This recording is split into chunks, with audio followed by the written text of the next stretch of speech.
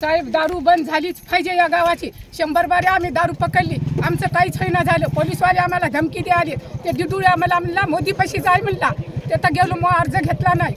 मग भाऊ मग 7 कटरा नेऊन पिऊन मेला रोडला।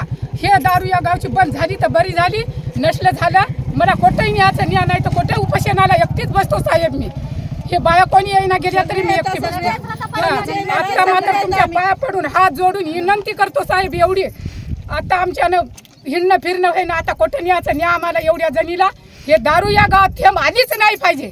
मुलाईला एका बायको भेटणार झाली, पळू पळू चालली आता, मुलं पिऊ पिऊ मरून चालली आता। काय एका गावाला दारू नसली तर यायचं काय बंद पडायला साहेब ते सांगा। हप्ते यायचे चालू होत्या, पोलीसवाले यायचे, पोलीसवाले कोणाला भिना झाले तर आम्हाला तर डरपुकी करायला येतं। आता तुम्ही याच्यावर सुस्ती करू नका साहेब, नाही तर असेच बाक्स घेऊन नांदेला चला म्हणलं नांदेला येतो, कोट्टा येतो मात्र आता मागे येणार नाही मी। आमचे लेकरं पियलेत, आमचं नवरा दररोज दारू पियाला, दररोज मारते, घरामध्ये दररोज किरकिर आहे, भाकर भाजी फेकून देते। असं दारूच्या पाय किती नुकसान व्हायला आमचं। 100 रुपये 200 रुपयाचं रोज करा की काय करा, दररोज मारते। नवरा असला तर काय करते खऱ्याला, नवरा राव कोणी राव।